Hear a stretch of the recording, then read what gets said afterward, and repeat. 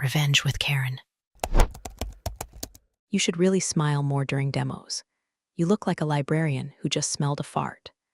That was my first introduction to Tyler, the CEO's son, freshly unboxed from Wharton, and already walking around like he was about to be knighted for disrupting staplers. He said that to me while eating a protein bar shaped like a doorstop, standing in front of the architecture I spent 6 years building from the ground up. 6 years of caffeine-induced insomnia, patching vulnerabilities while half the office was at Coachella or some other corporate-sanctioned bacchanalia. 6 years of duct-taping compliance requirements to real-time encryption and making it dance without ever once crashing. And now here was this smug baby MBA calling me tech support in a cardigan because I dared to wear wool in August. They'd asked me to sit in on the investor pitch prep, not present, mind you. Sit. Observe. Smile politely while Tyler mispronounced the very terms I coined and confused AES with AI like he was reading from a bad chatbot script. Apparently, I was too intense to face the investors. You know how engineers get, the COO muttered to HR once, thinking I was out of earshot. Brilliant, but weird. Yeah, well, your wife's hairdresser uses my password manager. Small world, but here's the funny part. For all the posturing, the private jets, motivational Slack messages about synergy, none of them ever looked at the code-based metadata. None of them knew that buried deep in that system, the one they're now trying to sell for neat $90 million, was a heartbeat signature. Mine. A heartbeat the system checks every time it boots. Not biometric, not retinal, not fingerprint. Mine. And if that heartbeat disappears for more than 48 hours, the encryption key fragments. Irreversibly. I didn't do that out of spite. I did it because they refused to pay for a second security engineer. Look, I'm not bitter. I'm not some vengeful genius hiding behind horn-rimmed glasses and trauma. I just got tired of being the only person in the room who could tell the difference between a network breach and someone opening too many tabs. I made something airtight. They ignored it because I drink instant coffee and wear Payless loafers. Joke's on them. Shoes don't squeak when you walk into a boardroom uninvited. And speaking of ignoring things, if you've made it this far and haven't hit the subscribe button, what are you doing? You're already deep in the weeds with me. Might as well make it official. Go ahead, subscribe. It keeps this story engine running smoother than Tyler's gelled hair after a midday ego boost. Really helps the team keep the Marlboros lit and the microphones hot. Anyway, after Tyler's fart joke and his PowerPoint tantrum, I was told I'd be handling the back-end prep for the investor pitch. In English, that meant I'd be making sure nothing exploded while he demoed software he couldn't spell. He handed me a checklist that looked like it was written by ChatGPT after 3 cocktails. Make encryption work good. Remove bugs. Ensure seamless synergetic output. I think he thought if he used enough buzzwords, the server would just smile and comply. I said nothing. I took the list, I nodded. Then I went back to my desk and did what I always do when men like Tyler start puffing their chests, silently prep the tripwire. There's a line between being humble and being invisible. I walked that line every day. No title inflation, no stock options, no glossy awards. Just me, my keyboard, a heartbeat signature hidden 3 layers deep in a system they couldn't rebuild if they tried. But let them try. Please. I'd love to see Tyler explain to the investors why the core authentication suddenly defaults to a null string if I get terminated. So yeah, I prepped for the pitch. I even cleaned the sandbox logs and made sure the load balancer wouldn't choke when they clicked run simulation. But I also did something else. I tethered my heartbeat check to a passive monitor, my knockoff smartwatch. Not for security, for insurance. If I get cut off, the system alerts the investor. No fireworks, no alarm bells. Just a soft little message, encrypted and sent to one inbox. One person, one question. Who owns this code? And if they ask me directly, if they have the nerve to finally ask, I'll tell them, calmly. Smiling like a librarian who just finished reading their obituary aloud. I do. The first real crack in the dam came during a Thursday prep meeting, 2 days before the pitch. Tyler rolled in late, reeking of mint vape and startup desperation, and plopped into the chair like gravity owed him something. He looked around, smirked at the assembled team, marketing, finance, one guy from DevOps who hadn't blinked since 2019, and then looked at me like I was the janitor who'd overstayed her welcome. Margaret, he said, drawing out the syllables like my name was a nuisance he had to wipe off his shoe. We've decided you won't be in the room for the demo. Investors want clean lines, young energy. Not backend vibes, backend vibes. I looked up from my notes. You mean the system I built from scratch?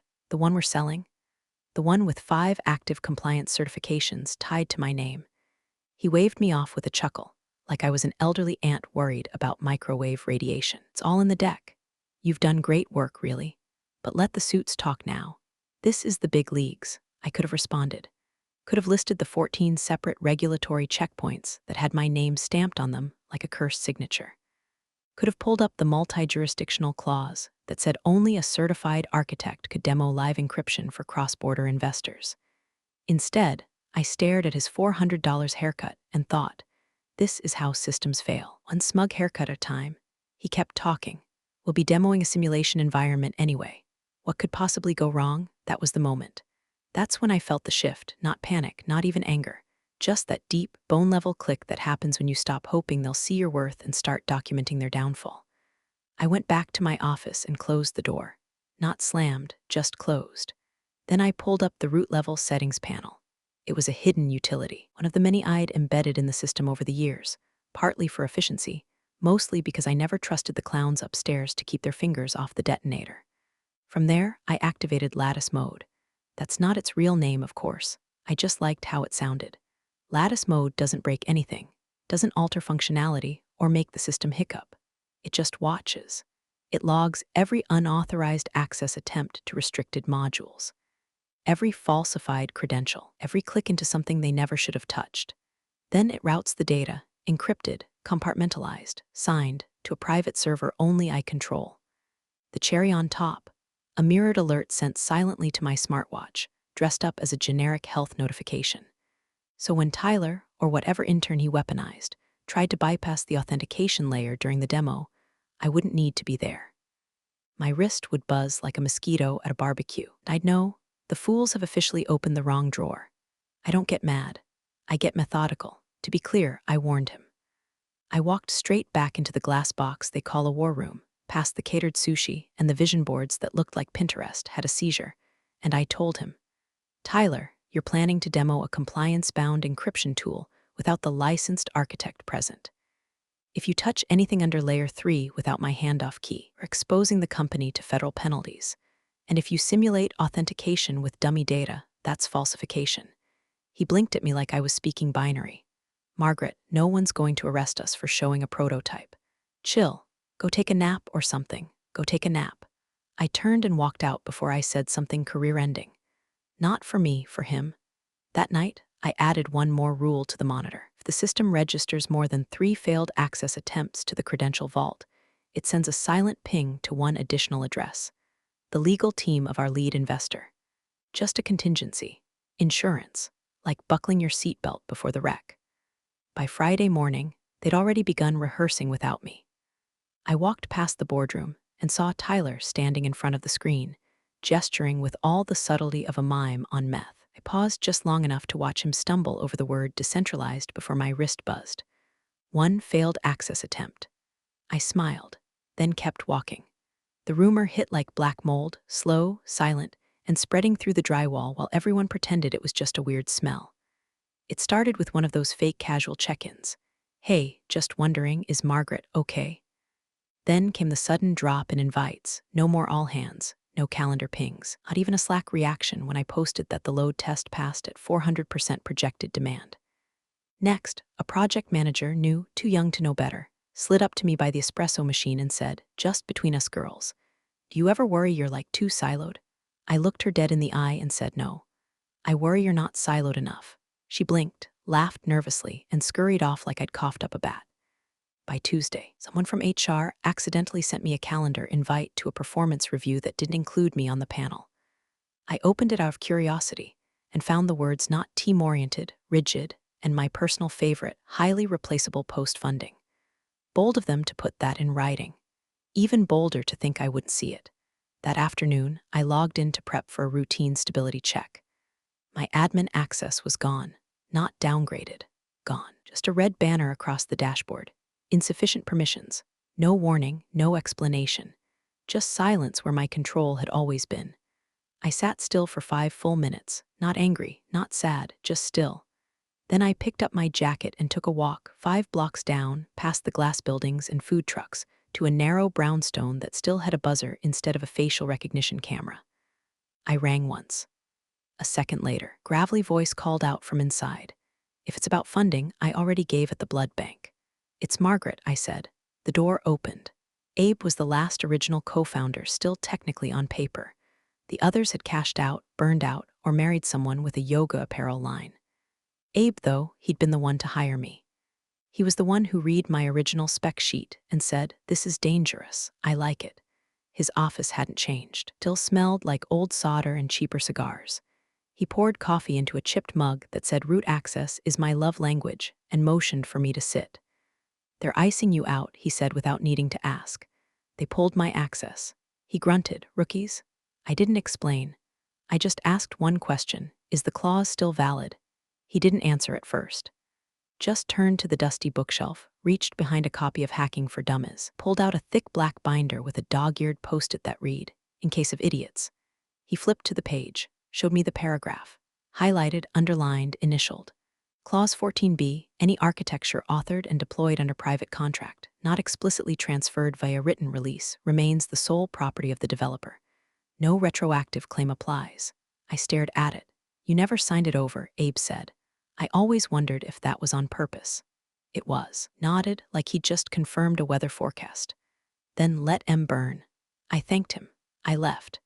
And somewhere between that brownstone and the cold marble lobby of my office building, the sting of betrayal melted into clarity. They weren't just cutting me out. They were trying to ghostwrite the ending of my story, thinking I wouldn't have a backup draft. They didn't realize the story was mine to begin with. They thought the code was company property. They didn't know was that the foundational logic, the true engine behind the encryption, was built using a framework I'd designed years before I ever joined the company. A framework I never registered under their banner. A framework that, on paper, still lived under my name, under a private LLC I'd quietly formed the same week I took the job. They assumed I was just a coder with good aim. But I was the copyright holder of the language they'd been shouting in. Let them rehearse. Let them polish their pitches and polish each other's egos. Let them rewrite the org chart and redraw the seating plan. When the lights go out, they'll realize the only person who can flip the breaker is the one they just ghosted. Investor Day smelled like money and panic sweat. The conference room had been gutted and rebuilt with temporary LED panels and branded step-and repeats, like someone was trying to launch a hedge fund on the set of a game show. The coffee was artisanal, the pastries had names, and the interns were handing out brochures that looked like they'd been printed with angel tears. They sat me in the back. No name tag, no introduction. Just a plastic folding chair with a view of the exit sign. Tyler, naturally, was center stage, flanked by 2 executives who looked like they'd been printed from the same smug template. His tie was too tight, his smile too wide, his confidence too loud for someone whose demo had failed 3 times in the past week behind closed doors. He opened with a joke, something about firewalls and fire drills. It landed like a thud in a morgue. But no one cared. They were all too busy eyeing the slides behind him. Glowing graphs, product renderings, charts that bent up and to the right like salvation itself. Tyler could have said the system ran on hamster wheels and cheap vodka, and they would have clapped, because the room was thick with anticipation. $90 million was in the air. Then he hit the encryption demo. The system purred, fast and fluid, responding to commands like it was reading minds. A few VCs exchanged impressed glances. One even murmured, "This is elegant." I didn't blink. They had no idea they were looking at a hollow puppet. A working illusion, sure, but an illusion nonetheless. They were watching was a rehearsed loop inside a sandboxed clone of the architecture, running clean only because I'd stripped out the deeper verification layers. If they'd tried to stress test it, crack it open for scaling or regulatory use, the whole thing would have spit out an error code and a soft little message. Contact original architect for access rights. Tyler didn't know that. He was too busy riding the sugar high of applause. Then came the voice. It belonged to a woman. Mid-40s, crisp suit, ice blue nails that probably cost more than my car's timing belt. She was introduced earlier as VP of Strategic Infrastructure. Translation, the one who actually reads the fine print. She raised one eyebrow and asked, like she was ordering a coffee, who owns the underlying encryption framework. Tyler blinked. stuttered for just half a second. Then he smiled. Company property, of course, all developed in-house. The room nodded. Pens moved, tablets tapped. The lie floated out like a helium balloon, confident, bright, and stupid. And then buzz. My smartwatch vibrated. It was subtle. No one saw, no one cared, but I looked down anyway, just once. One new voice message, encrypted, authenticated. Sender, investors at Archoncapital.com, timestamp, real time. I tapped to play in the tiniest whisper of volume. A voice, refined, skeptical, came through. Margaret, we're told the architecture is yours. Is the encryption your personal IP? I stared at the screen, my own reflection in the glass. Calm, tired, unshaken. My thumb hovered over the reply button. I didn't press it. Not yet. Instead, I slipped the watch beneath my sleeve and crossed my legs. In the front, Tyler was spinning some garbage metaphor about how the code was like a trust fall in the cloud. Someone actually clapped. I leaned back in my folding chair and watched him paint his masterpiece of nonsense, every stroke sealing his fate. Because now the investors knew. Now they were asking me directly. And the best part, they hadn't even seen the clause yet. Tyler caught me before I could leave the building, all synthetic charm and glossy teeth, standing like a sales rep who just upsold a pensioner on an NFT course. Blocked the hallway with the confidence of a man who's never been told no by anyone who wasn't paid to say it. Behind him, the investors were still shaking hands and complimenting the kombucha bar. The smell of fake citrus and real arrogance clung to the air. Margaret, he said, voice dipped in fake warmth, quick chat. I didn't answer. Just stared at the red folder tucked under his arm like a party favor from hell. He stepped closer, lowering his voice like we were co-conspirators. Dad says you're terminated, effective immediately. He smiled like it was a reward. Nothing personal, just time to streamline things. You know how it is. Oh, I knew, you've done great work. But now that the system's proven, we need to scale without dependencies. He said that last word with a little pause, like he thought it might be too technical for me. Then he slid the red folder into my hands. There's your severance check. Be generous, honestly, and the NDA. Just your standard, don't ruin our fundraising language. Legal says you'll want to sign today so we can move forward clean. He tapped the folder like a waiter setting down a lukewarm steak. I opened it slowly, not out of confusion, just timing. Inside, a check for $12,000. The price of silence, apparently, and a 4-page document that boiled down to one command, disappear. He watched me read it, waiting for a crack in my expression. I gave him nothing. I closed the folder, then nodded. Okay, I said softly. Okay, he blinked, caught off guard by how easy that was. I nodded again, I understand. His shoulders dropped, victory already oozing from his pores. I turned away, walked back down the hallway past the reception desk, the glass-walled meeting rooms, the little shelf with fake awards they printed themselves. My heels echoed faintly against the tile.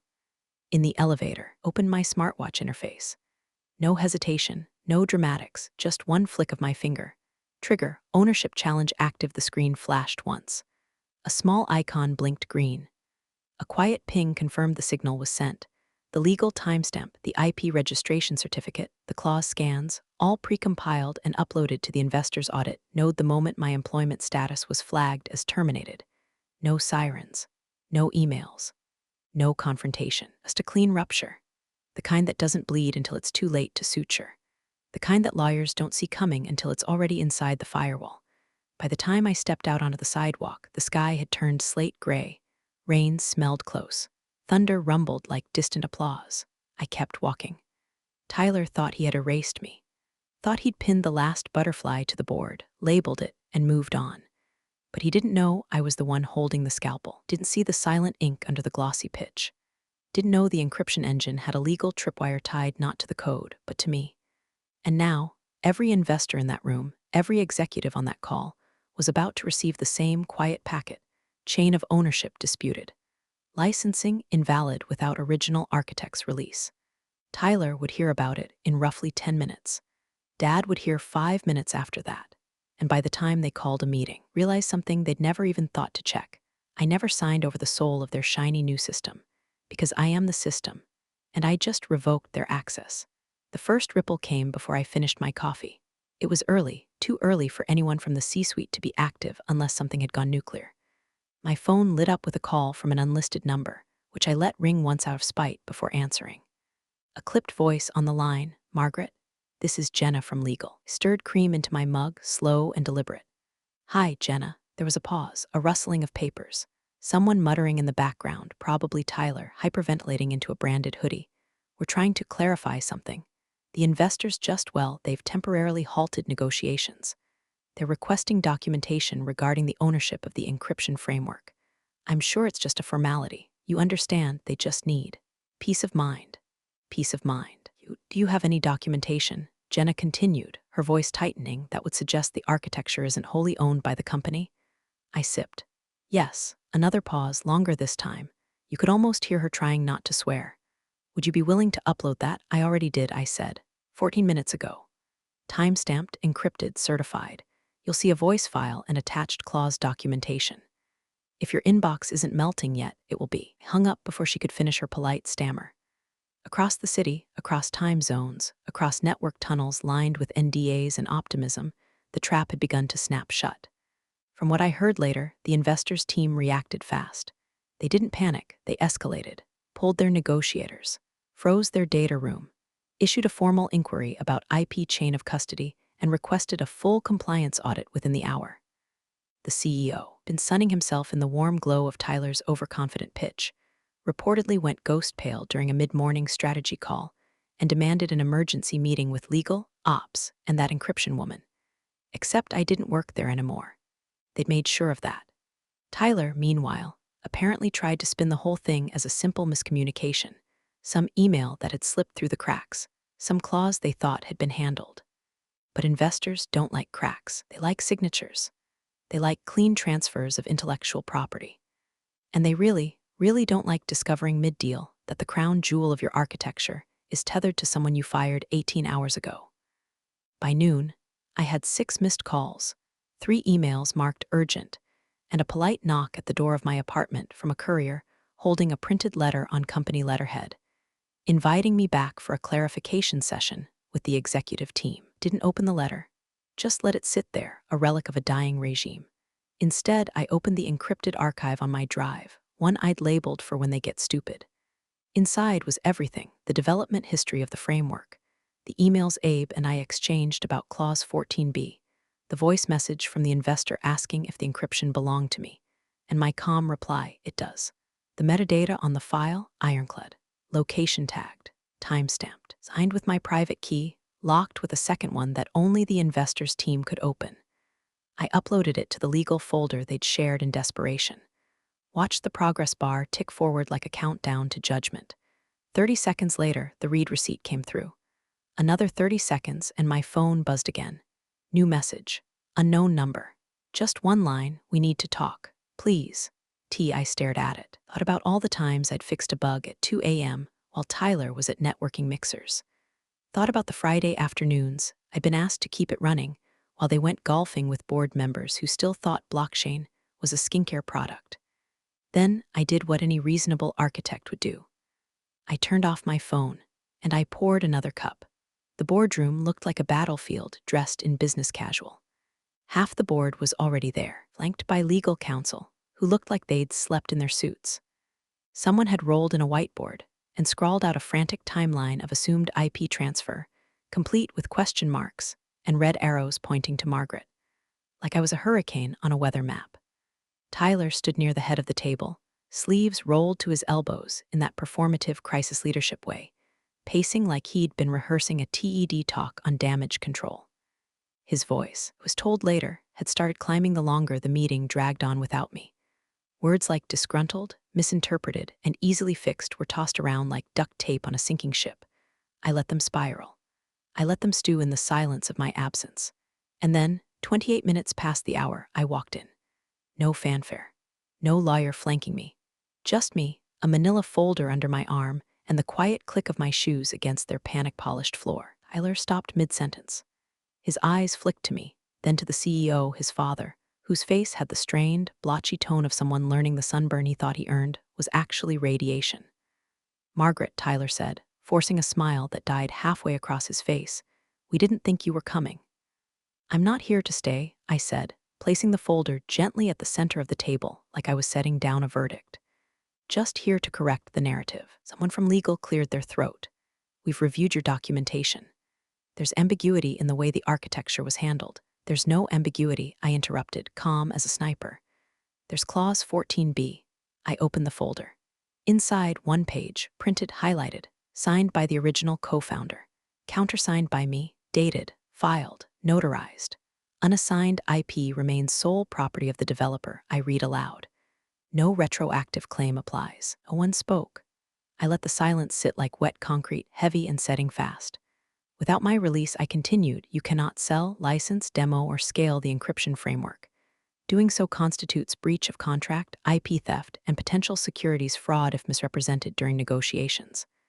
Tyler opened his mouth, closed it, opened it again. She was just a coder, he muttered, half to himself.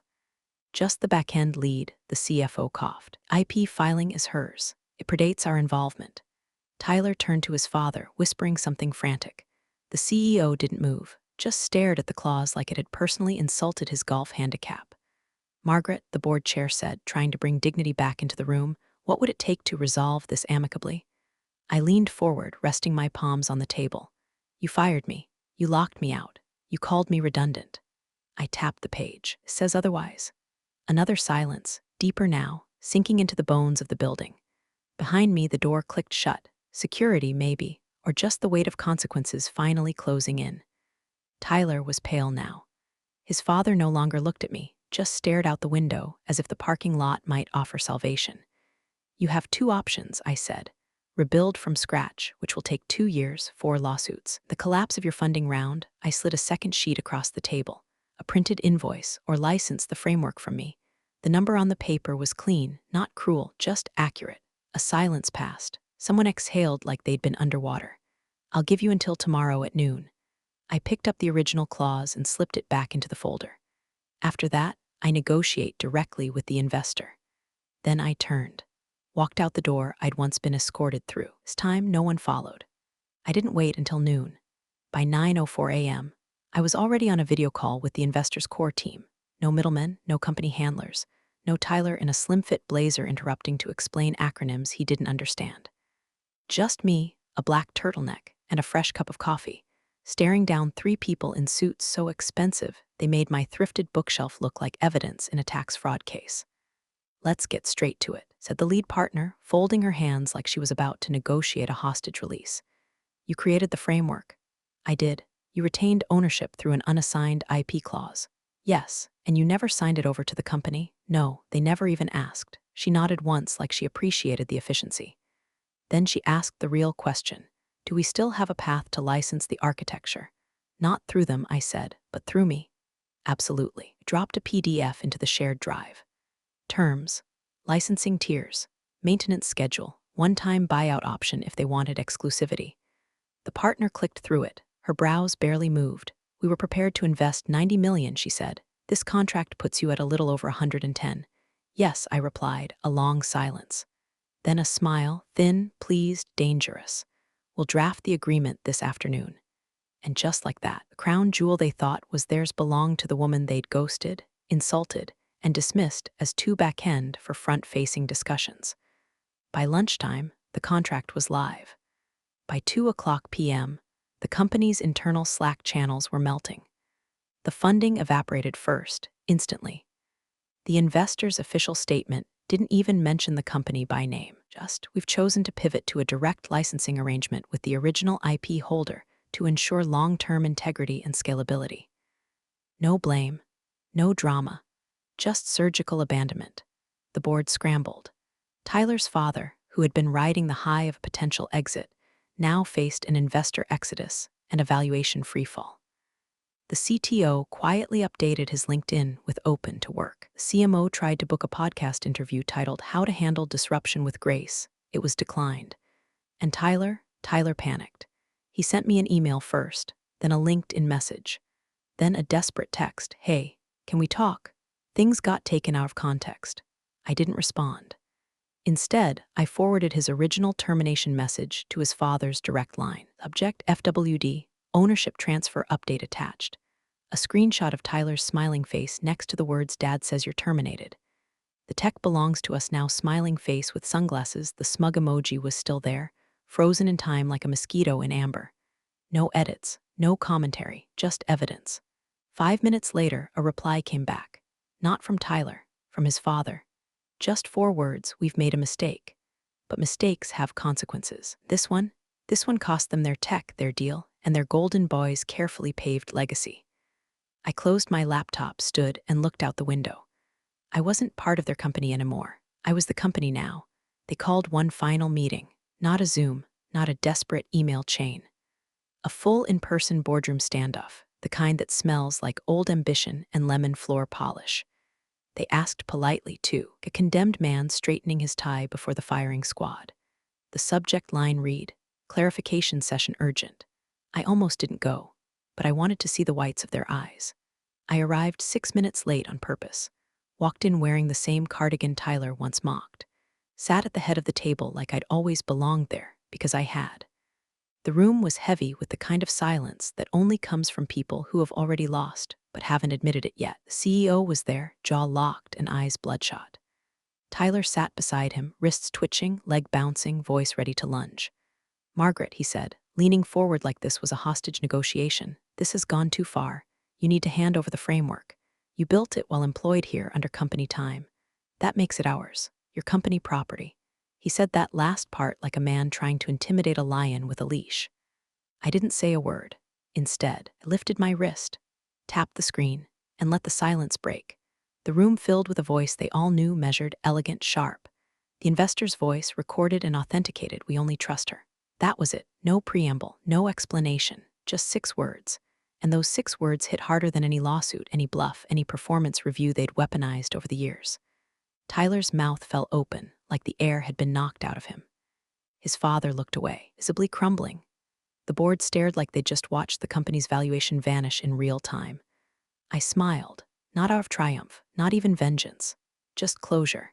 Then I looked Tyler in the eye. "You're fired." He blinked. "You can't." I just did. The door behind me opened before anyone could protest. The investor's partner stepped in, crisp navy suit, folder in hand, expression unreadable.